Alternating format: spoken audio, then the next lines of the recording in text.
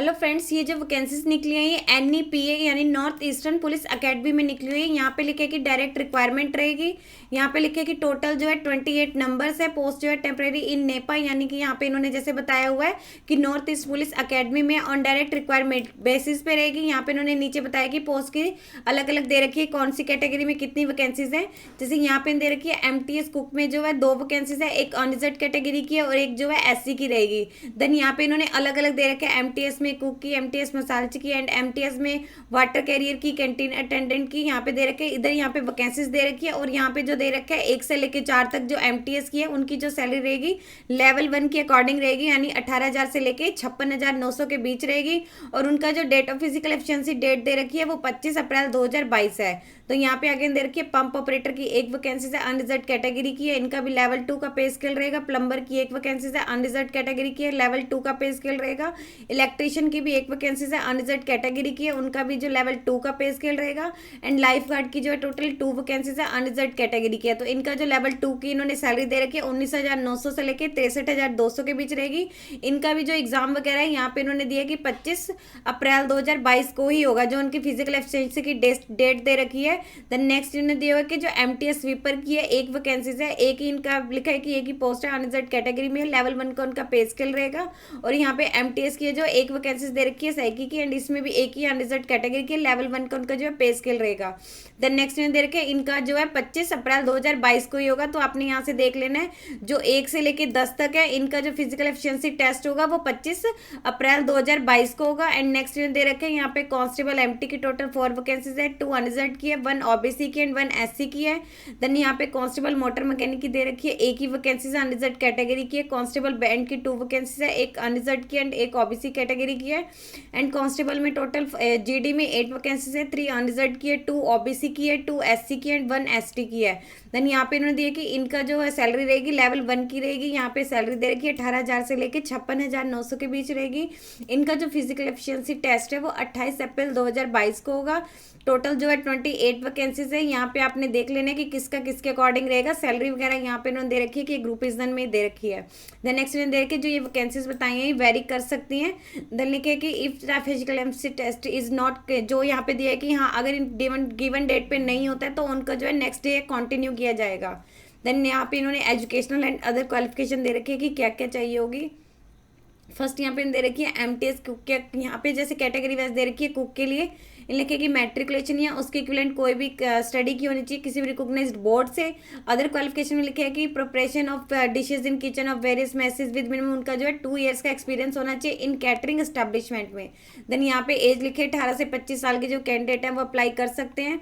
Then next दे रखी है MTS मसालची में मैट्रिकुलेशन होनी चाहिए या उसके इक्विवेलेंट कोई भी स्टडी की होनी चाहिए रिकॉग्नाइज्ड बोर्ड या इंस्टीट्यूट से।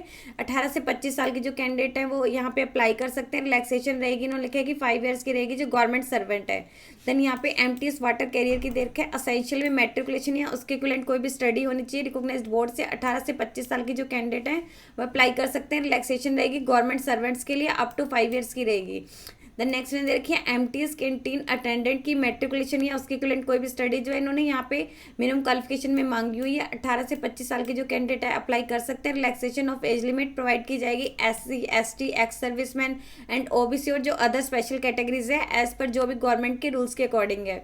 देन नेक्स्ट में दे रखी है पंप ऑपरेटर की असेंशियल में इन्होंने मांगे मैट्रिकुलेशन या उसके इक्विवेलेंट कोई भी स्टडी होनी चाहिए रिकॉग्नाइज्ड बोर्ड या इसके इक्विवेलेंट कुछ भी होना चाहिए। देन पोजेसिंग इन्होंने लिखा है कि सर्टिफिकेट होना चाहिए मैकेनिकल ट्रेड का या फिर इलेक्ट्रिकल ट्रेड का किसी भी रिकॉग्नाइज्ड इंस्टीट्यूट से। प्लस लिखा है कि उनके पास 2 ईयर का प्रैक्टिकल एक्सपीरियंस होना चाहिए pump operating job in a government या फिर कमर्शियल ऑर्गेनाइजेशन में। देन यहाँ पे डिजायरेबल में लिखा है कि जिनके पास डिप्लोमा है या तो मैकेनिकल ट्रेड में या फिर इलेक्ट्रिकल ट्रेड में उन्हें जो है यहाँ पे प्रेफरेंसेस दी जा सकती है। 18 से 25 साल के जो कैंडिडेट है अप्लाई कर सकते हैं। नेक्स्ट इन्होंने दे रखी है प्लम्बर की मैट्रिकुलेशन या उसके इक्विवेलेंट कोई भी स्टडी होनी चाहिए वो भी किसी रिकॉग्नाइज्ड बोर्ड या इंस्टीट्यूट से। देन यहाँ पे लिखे है कि इसके अलावा सर्टिफिकेट होना चाहिए प्लम्बर ट्रेड का किसी भी गवर्नमेंट रिकॉग्नाइज्ड इंस्टीट्यूट से। प्लस उनके पास 2 ईयर का एक्सपीरियंस होना चाहिए इन प्लम्बिंग जॉब इन या तो गवर्नमेंट या फिर कमर्शियल ऑर्गेनाइजेशन में। 18 से 25 साल के जो कैंडिडेट है वो अप्लाई कर सकते हैं। देन यहाँ पे इन्होंने अपर एज लिमिट दे रखी है रिलैक्सेशन अप टू 40 ईयर्स तक की है। नेक्स्ट इन्होंने दे रखा है इलेक्ट्रिशियन के लिए मैट्रिकुलेशन या उसके इक्विवेलेंट कोई भी स्टडी होनी चाहिए रिकॉग्नाइज्ड बोर्ड या इंस्टीट्यूट से। पोजेसिंग में लिखा है कि सर्टिफिकेट होना चाहिए इलेक्ट्रिकल में या फिर वायरमैन ट्रेड में किसी भी रिकॉग्नाइज गवर्नमेंट में। Then practice experience in executing and यहाँ पे running and maintenance of different type of जो high tension and low tension electrical installation होती है, जिसमें उनकी अंडरग्राउंड केबल भी इंक्लूड हो, इनकी होनी चाहिए। देन लिखा है कि जो उनकी इलेक्ट्रिकल सुपरवाइजर की कॉम्पिटेंसी का उनके पास सर्टिफिकेट होना चाहिए या फिर किसी सेंट्रल या फिर स्टेट लाइसेंस बोर्ड से। देन यहाँ पे डिजायरेबल में लिखा है कि जिन्होंने डिप्लोमा इलेक्ट्रिकल ट्रेड में किया हुआ है उन्हें प्रेफरेंस दी जाएगी। 18 से 25 साल के जो कैंडिडेट है अप्लाई कर सकते हैं। यहाँ पे उन्होंने एज रिलैक्सेशन दे रखी है। जो डिपार्टमेंटल कैंडिडेट है उन्हें अप टू 40 ईयर्स तक की दी जाएगी। देन यहाँ पे लाइफ गार्ड की दे रखी है। मैट्रिकुलेशन या उसके इक्विवेलेंट कोई भी स्टडी होनी चाहिए, रिकॉग्नाइज्ड बोर्ड या उसके इक्विवेलेंट कुछ भी ऐसा किया होना चाहिए। पोजेसिंग लिखे कि सर्टिफिकेट होना चाहिए स्विमिंग में किसी भी रिकॉग्नाइज्ड इंस्टीट्यूट ऑफ स्पोर्ट्स से, प्लस उनके पास 2 ईयर का प्रैक्टिकल एक्सपीरियंस होना चाहिए एज लाइफ गार्ड या फिर स्विमिंग जॉब का इन ए गवर्नमेंट ऑर्गेनाइजेशन या फिर कमर्शियल ऑर्गेनाइजेशन में। डिजायरेबल में लिखे है कि उनका डिप्लोमा इन स्विमिंग होना चाहिए किसी रिकॉग्नाइज्ड इंस्टीट्यूट ऑफ स्पोर्ट्स से। 18 से 25 साल के जो कैंडिडेट है अप्लाई कर सकते हैं। डिपार्टमेंटल जो कैंडिडेट है उन्हें अप टू 40 ईयर्स तक की जो है एज लिमिट दी गई है। नेक्स्ट दे रखी है एमटीएस स्वीपर की असेंशियल में मांगा है कि या तो मैट्रिकुलेशन होनी चाहिए या उसके इक्विवेलेंट कोई भी स्टडी की होनी चाहिए रिकॉग्नाइज्ड बोर्ड या इंस्टीट्यूट से, प्लस उन्होंने अदर क्वालिफिकेशन में लिखा है कि उन्हें cleaning floor rooms and washroom and general area जो रहता है उनको मतलब उनको क्लीनिंग करने की जो है नॉलेज होनी चाहिए। उनके प्लस मिनिमम 2 ईयर्स का एक्सपीरियंस होना चाहिए। 18 से 25 साल के जो कैंडिडेट है वो अप्लाई कर सकते हैं। नेक्स्ट मैंने देखिए एमटीएस साइकी में देन यहाँ पे लिखे कि मैट्रिकुलेशन होनी चाहिए या उसके इक्विवेलेंट कोई भी स्टडी की होनी चाहिए रिकॉग्नाइज्ड बोर्ड या किसी इंस्टीट्यूट से। अदर क्वालिफिकेशन लिखे कि उनके पास हॉर्स का या फिर स्टेबल मैनेजमेंट का जो है नॉलेज होनी चाहिए विद मिनिमम 1 ईयर का एक्सपीरियंस होना चाहिए इन हॉर्स राइडिंग का। देन यहाँ पे लिखा है 18 से 25 साल के जो कैंडिडेट है अप्लाई कर सकते हैं। कांस्टेबल एमटी के लिए लिखे कि मैट्रिकुलेशन होनी चाहिए वो भी किसी रिकॉग्नाइज्ड बोर्ड से। देन यहाँ पे लिखे है पोजेसिंग में लिखा है कि डिजायरेबल में वैलिड एक ड्राइविंग लाइसेंस होना चाहिए लाइट का या फिर हैवी व्हीकल का जो किसी ट्रांसपोर्ट अथॉरिटी से इशू होना चाहिए, प्लस उन्होंने लिखा है कि 3 ईयर का एक्सपीरियंस होना चाहिए ड्राइविंग का and fair knowledge in motor mechanism की जो है नॉलेज होनी चाहिए। फिजिकल स्टैंडर्ड इन्होंने मांगी है कि जो कैंडिडेट इसके लिए अप्लाई कर रहे हैं उनकी जो हाइट है 165 सेंटीमीटर होनी चाहिए और जो चेस्ट है विदाउट एक्सपेंडेड 79 होनी चाहिए और एक्सपेंड करके 84 होनी चाहिए। 18 के 27 साल के जो कैंडिडेट है वो अप्लाई कर सकते हैं। देन यहाँ पे इन्होंने दे रखी है कि in the age of 40 years in case of general candidate and up to 45 years रहेगी अगर जो कैंडिडेट है वो एससी या एसटी कैटेगरी से बिलोंग करता है। देन कांस्टेबल मोटर मैकेनिक के लिए इन्होंने मांगी हुई है कि असेंशियल मैट्रिकुलेशन होनी चाहिए किसी रिकॉग्नाइज्ड बोर्ड या इंस्टीट्यूट से। इन्होंने अदर में मांगी है कि डिप्लोमा इन मोटर मैकेनिज्म का किसी रिकॉग्नाइज्ड इंस्टीट्यूट से, प्लस उनके पास एक वैलिड ड्राइविंग लाइसेंस होना चाहिए या तो लाइट का या फिर मीडियम या फिर हैवी व्हीकल का। देन नेक्स्ट में मांगा है कि एक्सपीरियंस 2 ईयर का उनका एक्सपीरियंस होना चाहिए व्हीकल रिपेयर का इन सेम वर्कशॉप या फिर किसी एस्टेब्लिशमेंट वर्कशॉप में। देन लिखा है कि उनके ट्रेड टेस्ट में जो उन्होंने क्वालिफाई करना है वो उनका मैंडेटरी रहेगा। फिजिकल स्टैंडर्ड इन्होंने मांगे कि जो हाइट है उनकी 165 सेंटीमीटर होनी चाहिए एंड जो चेस्ट है विदाउट एक्सपेंडेड 79 और एक्सपेंड करके 84 सेंटीमीटर होनी चाहिए। 18 से 27 साल के जो कैंडिडेट है अप्लाई कर सकते हैं। कांस्टेबल बैंड का मांगे कि मैट्रिकुलेशन या फिर उसके इक्विवेलेंट कोई भी स्टडी होनी चाहिए रिकॉग्नाइज्ड बोर्ड या यूनिवर्सिटी से। इसके लिखे कि प्लेइंग म्यूजिकल इंस्ट्रूमेंट का जैसे कि बैंगो एंड साइड ड्रम की जो है नॉलेज होनी चाहिए, उनका एक्सपीरियंस होना चाहिए मतलब उन्हें प्ले करने का। देन फिजिकल स्टैंडर्ड उनका वही है कि इनकी हाइट जो है 165 सेंटीमीटर होनी चाहिए और जो चेस्ट है 79 होनी चाहिए विदाउट एक्सपेंड एंड एक्सपेंड करके 84 होनी चाहिए। देन यहाँ पे 18 से 27 साल के जो कैंडिडेट अप्लाई कर सकते हैं। कांस्टेबल की इन्होंने मांगी है मैट्रिकुलेशन होनी चाहिए किसी रिकॉग्नाइज्ड बोर्ड या यूनिवर्सिटी से। हाइट उन्हें मांगी है 165 सेंटीमीटर होनी चाहिए एंड चेस्ट उन्हें मांगी है 79 without expanded and 84 centimetre expand करके। ये मेल की एंड जो फीमेल कैंडिडेट अप्लाई करेंगे उनके लिए 157 सेंटीमीटर जो उनकी हाइट होनी चाहिए। 18 से 27 साल के जो कैंडिडेट है अप्लाई कर सकते हैं। यहाँ पे इन्होंने अदर एलिजिबिलिटी कंडीशन के बारे में बात करेंगे जो एज वगैरह काउंट की जाएगी। लिखा है कि फिजिकल एफिशिएंसी की जो डेट वगैरह है ईच पोस्ट जो इनकी पोस्ट है उसके सामने दी गई है वहाँ तक काउंट की जाएगी, वहाँ पे आप जाके चेक कर सकते हैं। देन एज रिलैक्सेशन दिया है कि जो इन्होंने कैटेगरी में बताया हुआ है एसटी एंड ओबीसी के, बाकी इन्होंने वहाँ पे कैटेगरी के सामने दिया हुआ है उनको मिलेगी। अगर कोई भी कैंडिडेट है एसटी या ओबीसी का बेनिफिट पाना चाहता है तो जो भी उनके रेलिवेंट सर्टिफिकेट है उन्हें वहाँ पे जमा करवाने होंगे। यहाँ पे लिखे कि उनकी जो सिलेक्शन का मेथड क्या होगा। फर्स्ट लिखे कि उनका फिजिकल एग्जामिनेशन टेस्ट होगा, फिजिकल एफिशिएंसी टेस्ट होगा। यहाँ पे अलग अलग दे रखा है। जो यहाँ पे जीडी यानी कांस्टेबल मेल के लिए दे रखा है उन्हें 1600 मीटर की जो है रनिंग करनी पड़ेगी। मैक्सिमम टाइम लिखा है कि उन्हें 6 मिनट दिया जाएगा एंड लॉन्ग जंप उन्हें लिखा है कि मिनिमम 11 फीट का होगा, 3 चांसेस दिए जाएंगे एंड जो हाई जंप है उनका मिनिमम 3.5 फीट का होगा, उसके भी उन्हें जो है 3 चांस दिए जाएंगे मिनिमम। देन यहाँ पे आपने दे रखा है ये जो है मेल कैंडिडेट का। देन नेक्स्ट दे रखा है अगर जो फिजिकल एफिशिएंसी टेस्ट जो कांस्टेबल जीडी जो फीमेल कैंडिडेट है उनके लिए दे रखा है 1000 मीटर की उनकी रनिंग लेगी और जो उनको मैक्सिमम टाइम दिया जाएगा वो 6 मिनट का रहेगा। इसके अलावा उनका जो लॉन्ग जंप होगा मिनिमम 9 फीट का होगा, उन्हें भी 3 चांसेस दिए जाएंगे। और जो उनका हाई जंप होगा वो मिनिमम 3 फीट का होगा, उसके भी उन्हें जो है 3 चांसेस दिए जाएंगे। देन नेक्स्ट उन्हें दे रखा है physical efficiency test for constable MT and constable MT mechanic and constable band के लिए 1600 मीटर की उनकी रनिंग होगी, मैक्सिमम टाइम उन्हें 6 मिनट का दिया जाएगा। लॉन्ग जंप उनका जो है 11 फीट का होगा, 3 चांसेस दिए जाएंगे। और जो हाई जंप है 3.5 फीट का होगा, उन्हें भी जो है इसके 3.5 चांसेस दिए जाएंगे। देन नेक्स्ट उन्हें देखें physical efficiency test for MTS, उन्हें जो है 1000 मीटर की रनिंग होगी, मैक्सिमम टाइम 6 मिनट का दिया जाएगा। लॉन्ग जंप है लिखा है कि मिनिमम 9 फीट का होगा, 3 चांसेस दिए जाएंगे। और जो हाई जंप है वो भी मिनिमम 3 फीट का होगा, उन्हें भी टोटल 3 चांसेस दिए जाएंगे। देन नेक्स्ट लिखा है कि फिजिकल स्टैंडर्ड एग्जामिनेशन लिखा है द कैंडिडेट शुड नॉट है, उनकी नॉक नहीं होनी चाहिए, फ्लैट फुट नहीं होनी चाहिए, इसके अलावा varicose veins and skin ice नहीं होनी चाहिए। देन लिखा है कि उनकी जो आई साइट इन्होंने बताया हुआ क्राइटेरिया उसके अकॉर्डिंग होना चाहिए।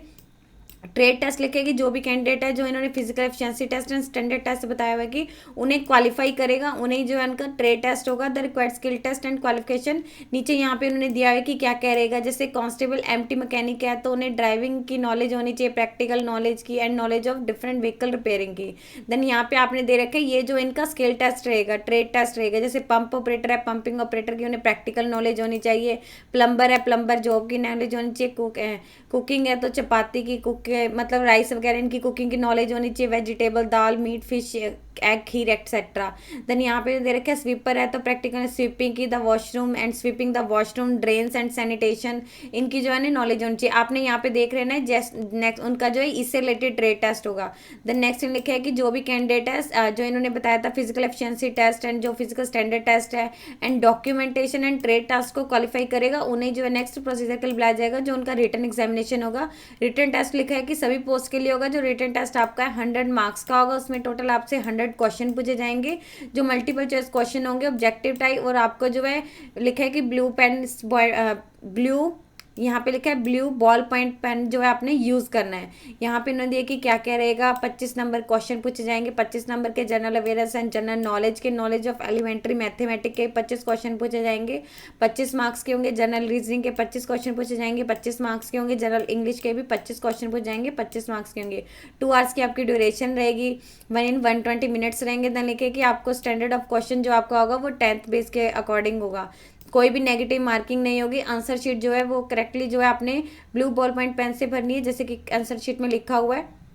क्वेश्चन पेपर आपका जो है हिंदी एंड इंग्लिश 2 लैंग्वेजेस में होगा, बाय लैंग्वेजेस में होगा। देन लिखा कि फाइनल मेरिट लिस्ट जो आपके रिटन एग्जामिनेशन में आपने जो स्कोर वगैरह होगा उसके बेसिस पे जो है क्रिएट की जाएगी, बाकी कुछ नहीं होगा। फिजिकल एफिशिएंसी टेस्ट है, बाकी जो आपके जस्ट क्वालिफाइड नेचर की है।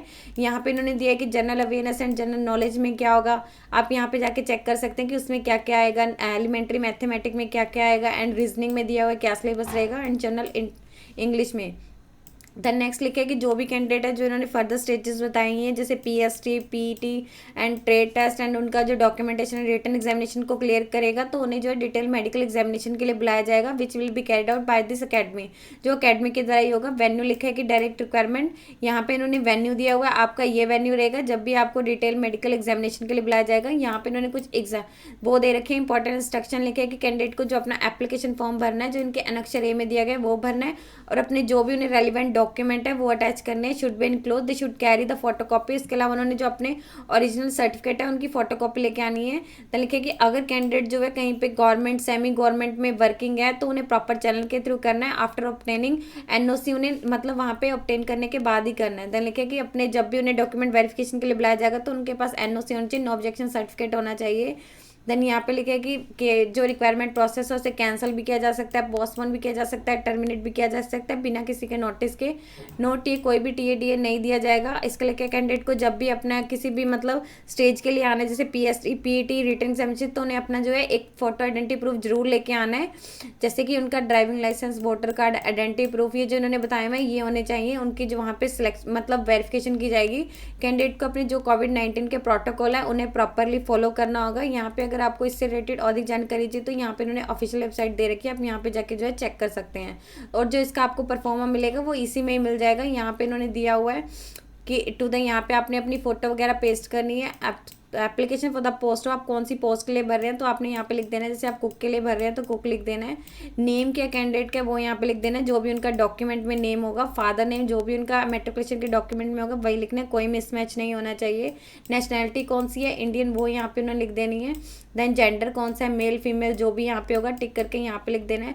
डेट ऑफ बर्थ कौन सा है वो यहाँ पे लिख देना है। जो भी आपका होगा वो मेट्रिकुलेशन सर्टिफिकेट आपने जो इसके साथ अटैच करना है वो आपका प्रूफ होगा। देन यहाँ पे परमानेंट एड्रेस क्या है आपका वो लिखना है और इसका भी आपने प्रूफ इसके साथ अटैच करना है।